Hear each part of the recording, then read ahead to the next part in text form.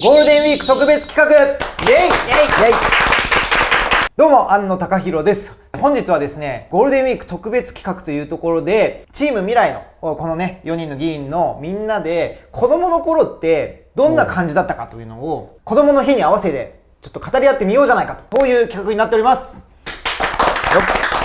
なんかいつもとね、雰囲気違いますね、この。これどこですか？どこなんですか？このセンスがある。この部屋を作ったのははい。はい。実はここ私の議員室なんです。実はチーム未来、子供が生まれた、もしくは子供がいる当職員すごく多くてですね、たまに遊びに来てくれたりとか、一時的に預かったりできるようにですね、実は私の議員室は子供部屋を兼ねておってですね、ハイハイとか寝返りとかできるように実は作り変えてあったりします。そんな子供部屋で子供だった時の話をしようじゃないかということですが、ちょっと順番に自己紹介をまずしていっていただければと思います。はい。チーム未来の高山聡です。子供の頃、理屈っぽい子供でした。なんか、イメージ通りではある。次、小林さん。はい、チーム未来の小林周平です。私はちっちゃい頃からパソコンオタクでした。初めて触ったパソコンは NEC の PC9821 でございました。どうも、庵野貴弘です。僕はですね、初めて触ったパソコンは親が買ってきたバイオで、Windows 98でした。子供の頃はじっとしてられなくてずっと授業中歩き回ってる系の子供でした。チーム未来の古川葵です。子供の頃は靴下を履くのがすごく嫌いで、ビーチサンダルと下駄を放課後はいつも履いてました。ビーチサンダルと下駄。はい。小学校1年生の時はビーチサンダルを履いてたんですけど、ゴムのビーチサンダルってどんどん底がすり減っちゃって、最終的に親指とかが露出することになってしまって、ちょっと危ないので、小学校2、3年生ぐらいの時に下駄に出会って、ゴムサンダルより減りが遅いので、これはいいと思って、靴下を履かずにこう外を歩くための道具として。全く共感できない。今でもね、靴下履くの嫌いです。よろしくお願いします。よろしくお願いします。多分このね、動画を見ている方の中にもね、子供の方がいらっしゃると思うんですけど、子供の時ってね、他の大人が昔子供だったってことがあんまり僕は腑に落ちてなくて、なんかこの大人が子供だったことなんてあるんかいなと思うんですけど、そういう意味でもね、なんかここにいる大人が実は子供だったこともあると。しかもどんな子供だったのかっていうのを話すと参考になる方もいるんじゃないかなと思うので、まず高山さんから深掘っていきたいですが、理屈っぽい子供だったんですか？だと思いますね。幼稚園の頃の記憶があって、お友達に何かすごい説得しようとしてたけど、幼稚園の時から、そうでもなんか分かってもらえなくて、なんかすごい悔しい気持ちをした記憶が割と小さい頃の記憶としてあって、何の話だったか忘れてるんですけど、なんか何々が美味しいんだよかもしれないし、何々って面白いんだよかもしれないんだけど、とにかく何か説得しようとしてるわけですよ。だって誰々だ何々だからだよみたいなことを言ってる、なんかそれが結構小さい頃の記憶としてありますね。結構じゃあおしゃべりな子だったんですか？喋るのは嫌いじゃなかったですね。本とかをめっちゃ読んでて理屈っぽくなったとか、そういうのもあるんですか？幼稚園とか小学校の頃結構本読むの好きでよく読んでましたね。高山さんって兄弟とかいらっしゃるんですか？妹がいます。じゃあ口喧嘩では負けないみたいな。ってこともなくってこともなくってこともないんですか？ってこともなく。どんな本読んでたんですか？桃とか。三春園での。そう。勉強とかできたんですか？勉強は苦手じゃなかったですね。苦手な科目とかなかったんですか？絵を描くのが苦手意識があった。そうなんです。綺麗に丸が描けなくてみたいな。将棋がうまいっていう説を聞いたんですけど。囲碁じゃなかったっけ？そう囲碁をね、中学高校でやっていて、もともとおじいちゃんが囲碁やってる人だったんですよ。でちょっと教えてもらって、で中学校入ってから本格的にやり始めて、どっぷりやってたからそこそこ強くなってっていう。兵庫県で一番強かった。いやでも県大会で準優勝して、2番目に強かった。その瞬間は囲碁をやったことはその先の人生で影響を与えたんですか？結構影響を受けたと思ってて、囲碁ってすごい自分も相手も全く同じ盤面を見てて、完全情報ゲームです。そうなので運も何もなくて、自分の方が弱かったから負けた、自分の方がうまくやったから勝ったかもしれないみたいな、そういうところは勝負の厳しさみたいなのが確かにね、勝ち負けはっきりしますしね。それにこうスタートラインが揃ってる、なんていうか、完全に公平なゲームだし、そう面白いなと思うのは、全く同じ局面を見てお互いに自分の方が有利だって思い込んでる瞬間あるんですよ。囲碁は特にそうですよね。そうだから全く同じものを見てそれをどう捉えてるかっていうのでうまい下手が決まるってこれすごく面白いなと思って、同じものをどう評価するかとか、どうだと思うかってすごい意味があることなんだなっていうのはその後の人生でも結構聞いてる気がする。確かにね、状況を解釈する要素が強いんですね。そう囲碁って。そうそれがねめっちゃ面白いと思う。面白い。サンタさんに何お願いしてました？サッカーボールとか野球のグローブとか。あれ結構スポーツ少年。体を動かすのは嫌いじゃなかった。なんか卓球したことあるんですけど結構競ってましたね。そう均衡する。うまいのか下手なのかよく分かんないけど僕と同じくらいではあった。ちなみに須田さんと僕だったら僕の方が結構勝ってた。まあその時はね、その日はね。面白い。小林さんどんな子供だったんですか？実は妹がいて、で近所もみんな女の子だったんですよ。小学校入るまで何したかっていうと、もうシルバニアファミリーであったり、あとリリアンってわかります？なんか編み物みたいなやつとか、こういうやつ。手芸とかおままごともずっとやっていましたし、小学校入ってあれなんか違うぞということに気づき、あ、世の中には男女ってものがあるんだってこの辺で初めて知るわけですけど、そんな幼少期を過ごしていましたね。なんか子供の頃小林さんは夢中になってたこととかありますか？いや結構私いろんなものに興味があって、大体やったことないもの全部興味を持っていた子供だったんですけど、好奇心旺盛な。そうですね、幼稚園だか保育園だか年長だった時に家にたまたま Windows95 がポンって置かれた日があって、もうその日からのめり込むようにですね、ペイントであったり、知る人ぞ知るサンリオタイニーパークっていう伝説のソフトウェアがなんか記憶が知ってる？キティちゃん、テレビっぽいバットバツ丸みたいな。そうバットバツ丸。バツ丸はちょっと記憶にあるな。みんなのね脳のいろんなところがポムポムプリンとかのゲームをずーっと遊んでいて、もうその頃から黒岩里奈さんも大好きなマインスイーパーとかずーっとポチポチやっていてですね、もう気がついたらもうパソコンにのめり込んでいたと。本来父親母親が使うべきものだったと思うんですけど、完全に独占をしてですね、もう完全に私物化をして、もうひたすらポチポチやっておりました。その慣れの果てが今でございます。好奇心強かったんですね。物作るのが結構幼少期から好きで、幼稚園とか小学校低学年図画工作がすごい大好きで、先生が何かこれを作りましょうってテーマを出すんですけど、私人の話聞いてなかったんですよ。なんで与えられた素材で作りたいものをその場で作って、他の生徒とか児童と全く違うものをよく作って怒られてましたね。そうみんなで牛乳パックを切ったり貼ったりして動物を作りましょうって言われてるのに、私一人だけクリスマスツリー作ってましたいい話。したらそのクリスマスツリーが妙に出来が良かったらしくて、次の図画工作みんなでクリスマスツリーを先生インスパイアしてる。作り方を教えてくださいって言われてるんですけど、その頃に僕自分で作ったものの作り方なんか覚えてないので、わからないですって答えてるような、そんな子供でしたね。何部だったの？小学校の頃吹奏楽部に入りたいと思ったんですよ。当時学校の女の子たちがみんな吹奏楽部行って、なんか一人だけ男子で行くのちょっと恥ずかしかったんですよ。でなんか男子みんなサッカー部入っちゃうから、まあサッカー部入るかみたいな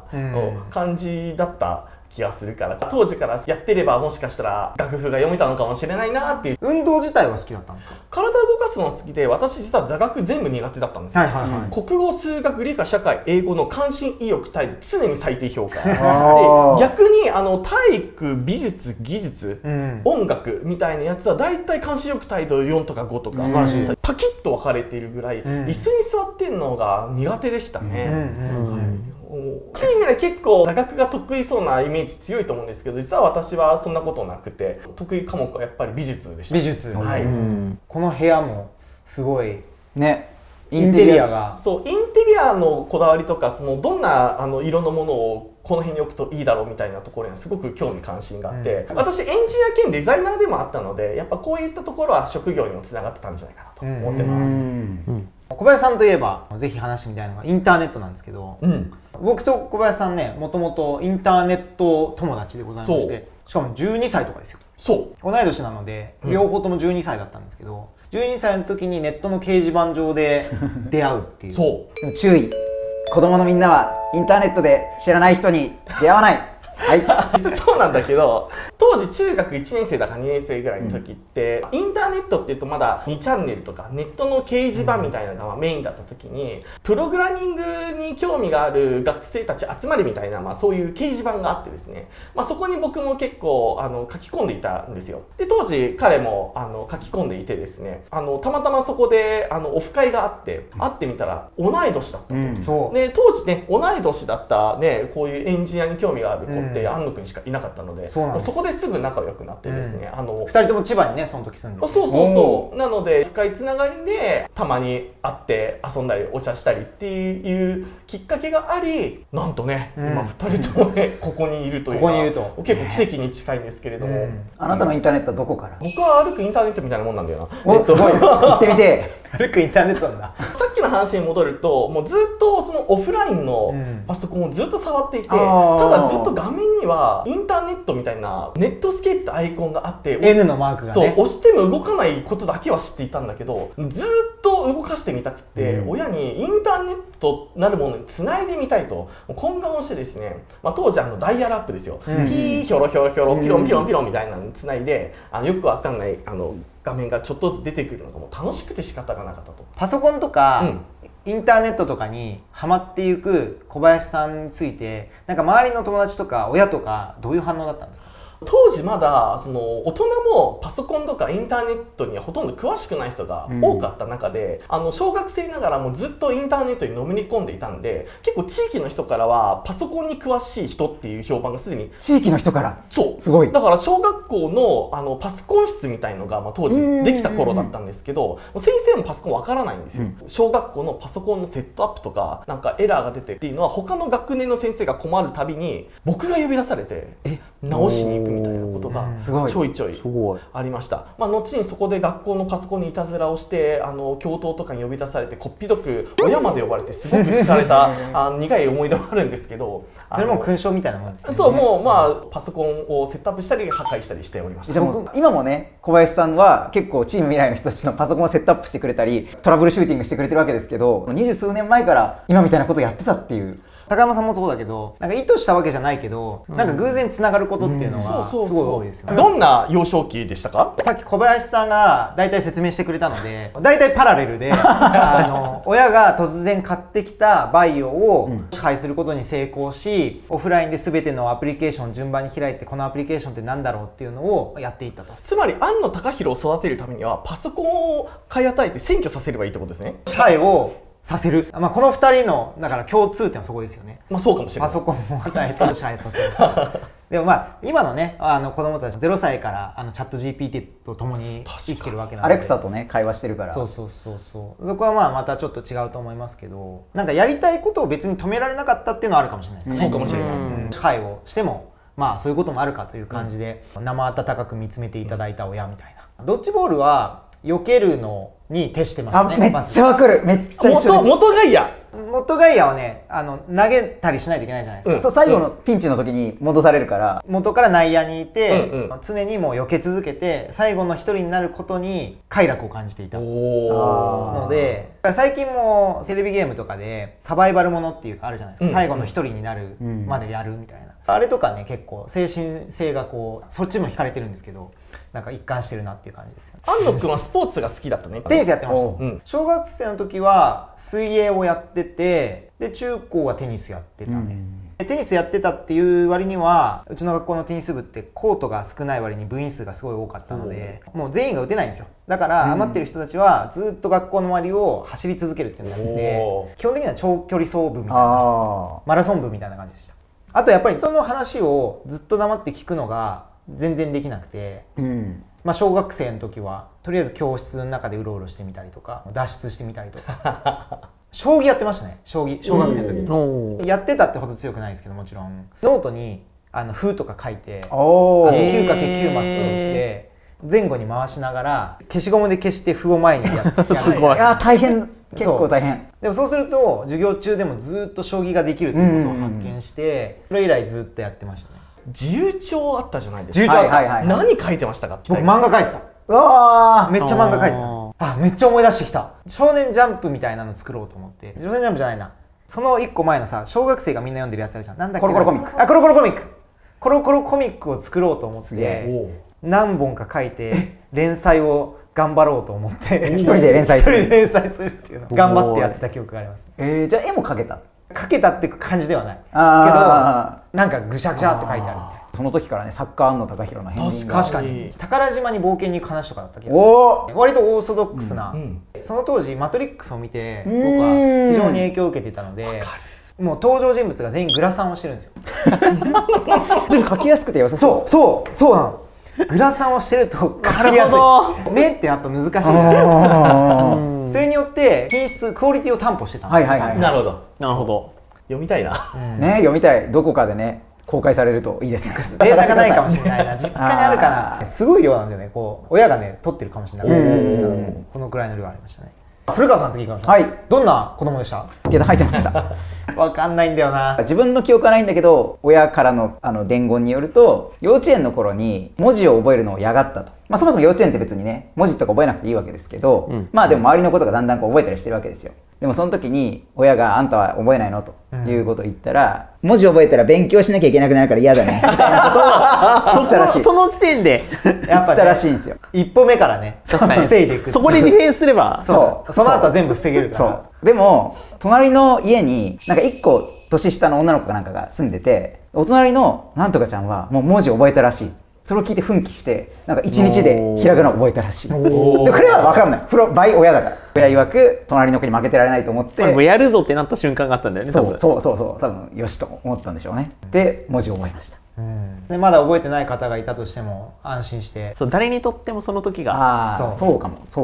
ありますよね。高山さんが理屈っぽい子供っていうのありましたけど、私も多分理屈っぽかったんだろうなと思います。うっすらと覚えてるのが小学校3年か4年か5年生の時に給食多分教室で食べてる時に友達から言われたのが、なんかお前は物事を難しく捉えすぎだみたいなことを言って、シャボン玉って言ったらバブル崩壊って言ってきそうだね。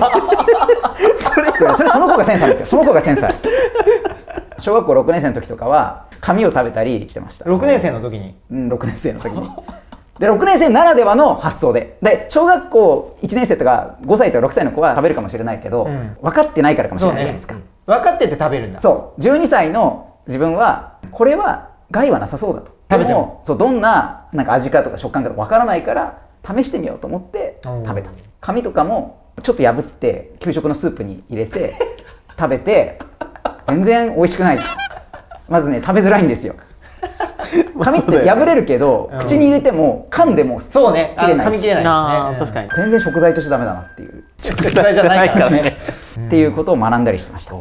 私はビビリなので本当にヤバそうなものは食べてないです。まあでも小さい頃のうちに何が危ないのかっていうのを学んでおく、体験をしておくっていうのはすごく大事だと思うんですよ。私ちっちゃい頃好きだった本におっと危ないっていうあった。あれ僕は名著だと思っていて、何やったら痛い目に遭うかっていうのをもう絵本で体験できる素晴らしい本があってですね、私個人的におすすめの絵本でした。なんかなりたい職業とかあったんですか？でもね、大体なりたかったと思います。すごい面白い小説とか読むと、小説書きてーみたいになるし、すごい面白い漫画を読むと漫画家になりたいって思うしみたいな、そんな子供でしたね。でも水泳しててもなんかイアン・ソープになりたいとは思わなかったな。さすがに無理だなって思ってたんだろうな、多分。ゲームクリエイターになりたいって言ってた瞬間あった。ぽい安野くん中学生ぐらいの頃からメタルギアソリッド大好きだったよね。そうメタルギアソリッドはね神ですね。小島秀夫っていう監督が作ってるんですけど、衝撃の作品みたいな、こんな面白いものが世の中にあっていいんだろうかって中学2年生の時にプレイして思ってて、メタルギアソリッドスピリッツを生かしてかくれんぼとかすごい好きだったし、ちょっとかくれんぼっぽいゲームなんですけどそういうのを影響を受けてましたね。段ボールの中に入るのがそもそも好きだったんですよ。いやわかります。うちにもあったんで、ゲームの中でも段ボールに入れるってすごい満足した記憶があります。古川さん、夢とかあったんですか？安野さんとちょっと被る部分があるかもしれないけど、小学校高学年の時はなんか映画監督になりたいなとか思ってたし、アイドルになりたい。アイドルになりたいですね。脚本家とか、はい。その時三谷幸喜に憧れてましたね。古畑任三郎すげえ面白いと思って、古畑任三郎みたいなものを作りたいなと思ってましたね。わかる。どんなアイドルになりたかったんですか？アイドルってなんか何でもやるじゃないですか。歌手だけでもないし演技だけでもないし、バラエティだけでもなくて、マルチタレント的な感じだったんで、自分のイメージのアイドルが、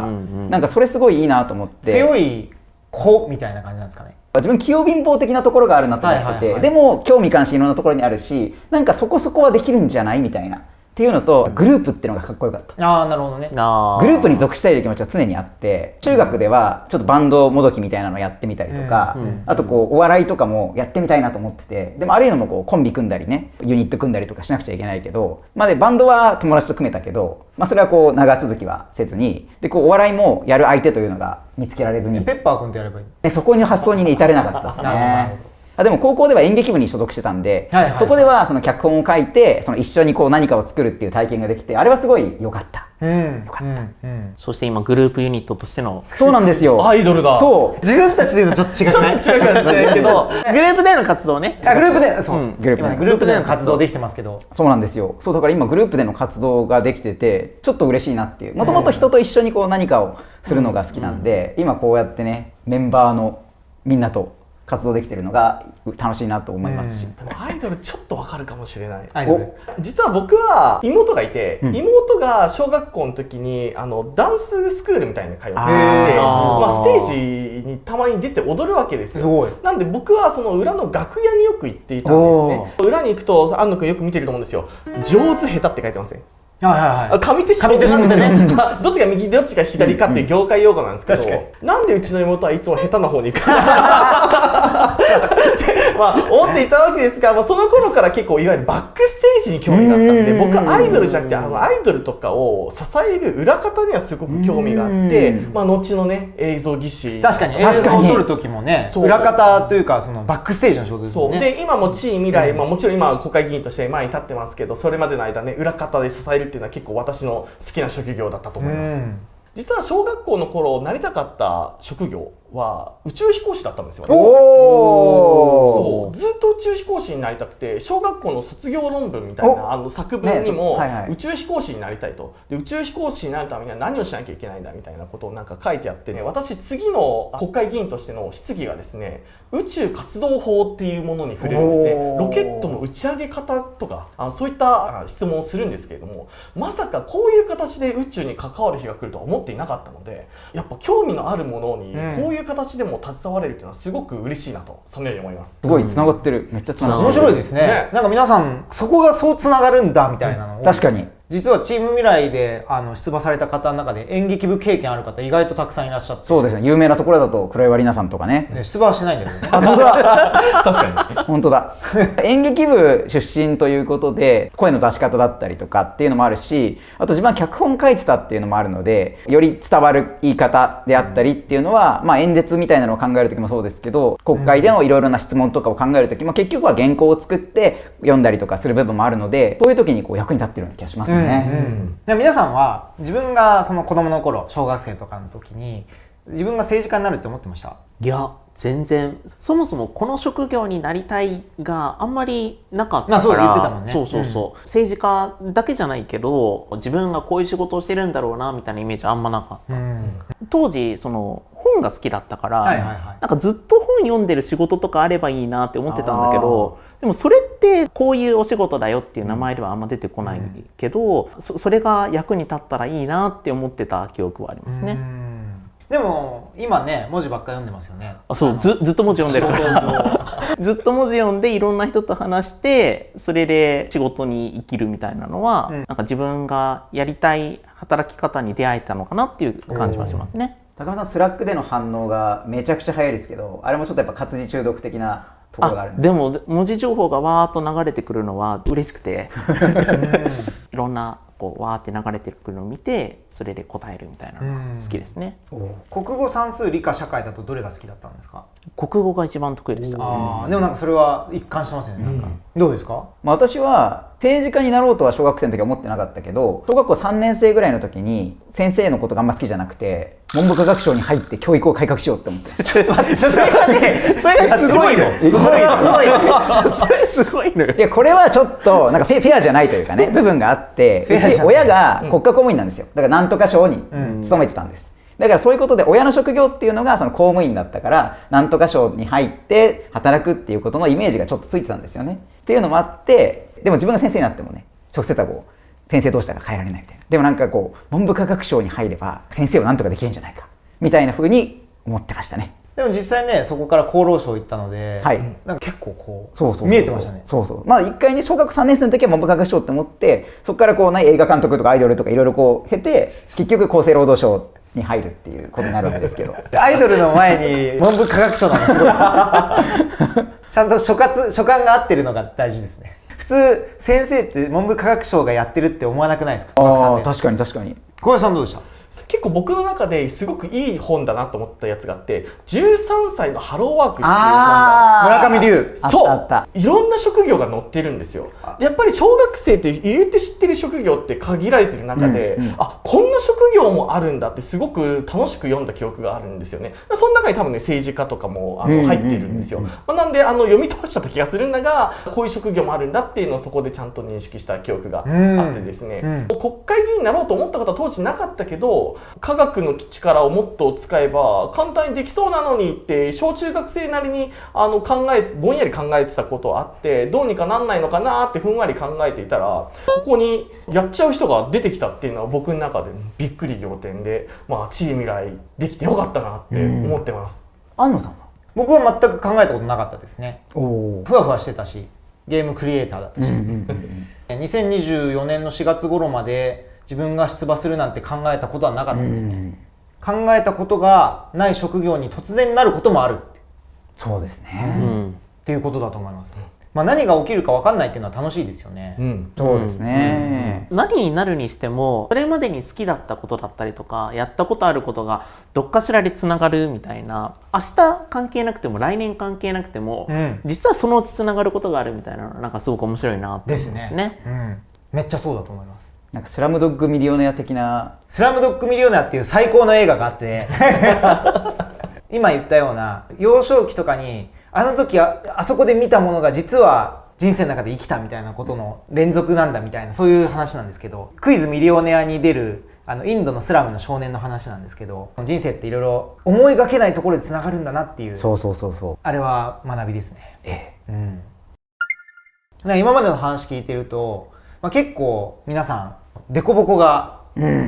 激しかったんじゃないかという感じがしますね。私もね授業中歩き回っちゃうとかねそんな感じでしたけど、なんかそういった中で古川さんどういう風な教育していくといいんですかね？子供一人一人の個性だったりとか状況ってバラバラなわけですよね。だけどやっぱりこう大教室で先生が前に一人立ってみんな一斉に授業聞いてくださいっていうやり方だと、ちょっとこう人と違うことをする子供っていうのは、授業やる上でこうちょっと扱いづらいなというふうになっちゃったりとか、子供本人にとってもやっぱ好きなことは頑張れるけど好きじゃないことは頑張れないっていう子にとって学校っていうものが辛かったりっていうことになっちゃうなっていうのもあると思うんですよね。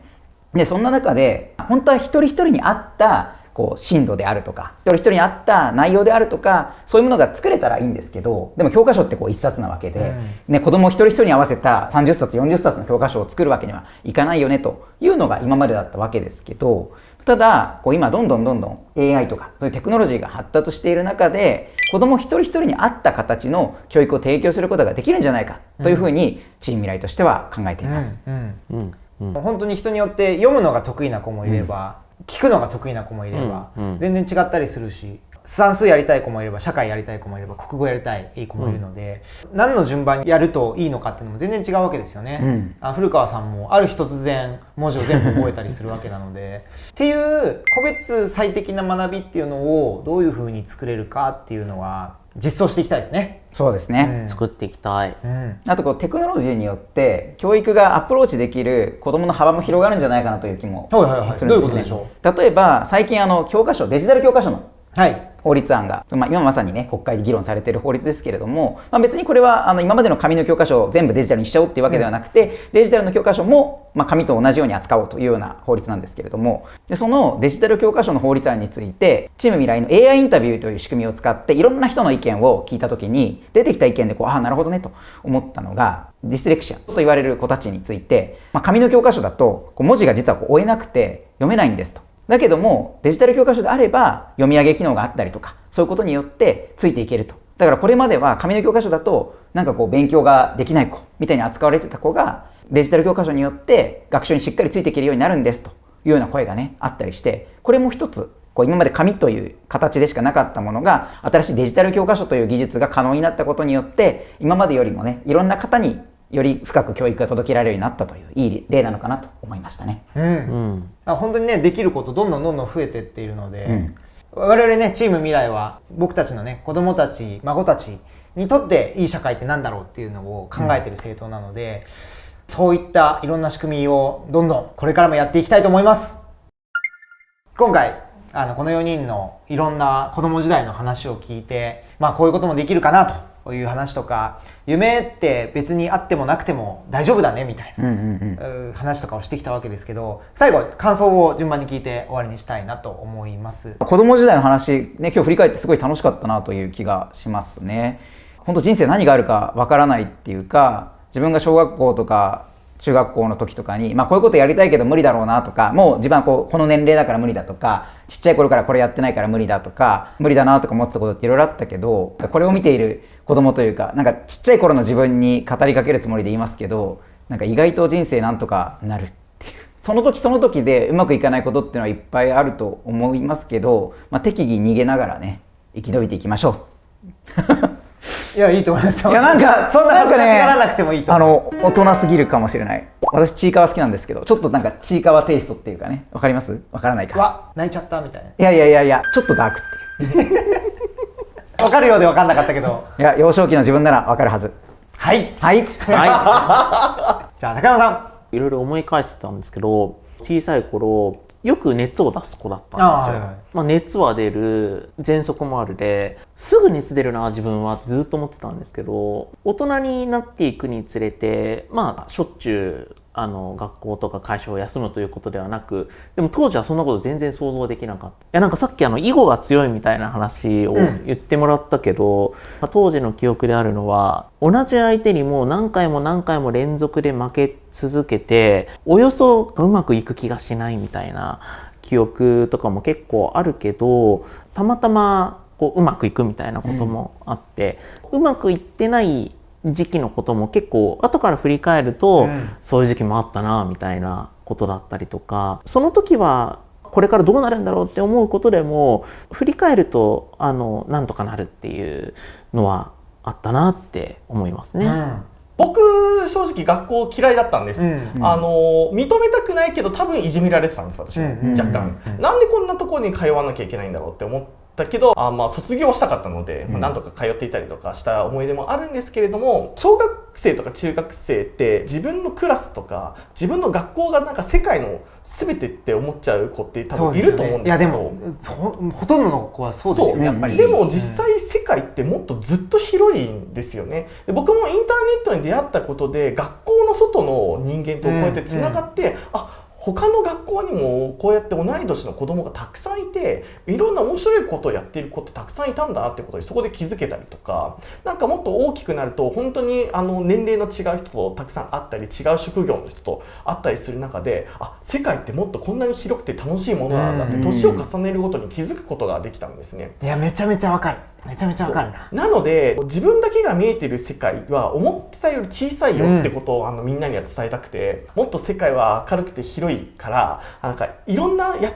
たことのないこととか見たことのない景色とか体験っていうのを試してみたり、いろいろ見てみるのはすごくためになると思うので、ぜひいろいろ挑戦をしてみてほしいと思ってます。いや、もう本当そう思います。楽しいなって思ったものはまず深掘ってみると、見える世界変わってくるので、ゲームでもアニメでも宇宙でもね、科学でも何でもいいので、なんか興味あるものはね、とことんやってみるといいと思います。素晴らしい。いい話。いい話。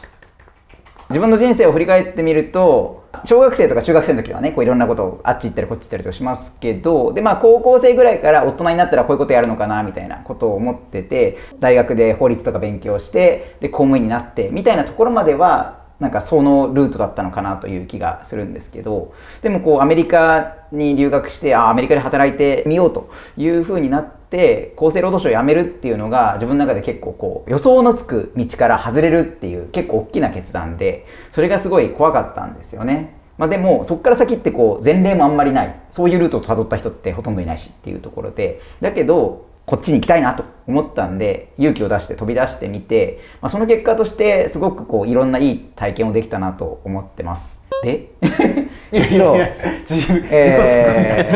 作りが早いでしょ。夢持ってないとか思ってても全然いいっていうか、私にいいと言われる必要さがないんで、なんだよこいつらと思っといてくださいね。こういろんな大人の形というか知るだけで選択肢が増えるなっていうのは、さっき小林さんの話の中で13歳のハローワークという本を読んで知らなかった職業をいっぱい知ったっていうのがありますけど、小さい頃って身の回りで接する大人、なんか先生とかお医者さんとか接したことのある人しか分かんないと思いますけど、いろんな人がいるんだなと、いろんな職業があるんだなとか、あといろんなこうなり方があるんだなと、教科書的に考えると学校は決まった年限で卒業して、でこう何々になりたい場合はその大学に行って専攻してとかって思うかもしれないけど、実はいろんな寄り道をしていろんな仕事に就いている人がいる。特にアメリカだと結構何歳からでも転職する人、全然違う分野に転職する人ってもすごくたくさんいて、自分の周りでも30歳になってからエンジニアの勉強してエンジニアになって、で今その大きな会社で働いてますみたいな人もいっぱい見てきたんで、後からでも何とでもなるなと思うので、我々が皆さんにとってのこう大人の一つの例というか、いろんな進路を経て今たまたま政治家やってますけど、ここから先もどうなるか分かんないですけど、そういう面白い大人の例になれればいいなと思います。感想はなんか幼少期の記憶があんまりないんですよね。ないんだけど、こういう話すると途端にいろいろ思い出したなと思って、僕も家にモモあったような気もするし、モモめっちゃ傑作ですよね。いや、いい作品、いい作品。ミハエル・エンデってもう天才だなと。果てしない物語もめっちゃ面白いんですけど、果てしない物語、果てしない物語、天才みたいな本なんで、いやめっちゃいい。そう激ハマった記憶がありますが、みたいなことがめっちゃこう思い返されて、自分めっちゃ漫画描いてたなとか、20年ぶりくらいに思い出しましたね、っていう意味ですごい個人的にも良かったし、自分だけじゃなくて計画的に生きてる人とか誰もいなくて、こうやってみたくてやったことがたまたま今に生きてるねみたいなエピソードをたくさん聞けたので、すごいいいなって思いました、ということで本日はこの4人でゆるい振り返りトークしてきましたけれども、これからもね評判が良ければこういったゆるトークいろいろやっていきたいなと思いますので、ぜひよかった方チャンネル登録高評価をよろしくお願いします。ではでは、バイバイ。バイバイ。バイバイ。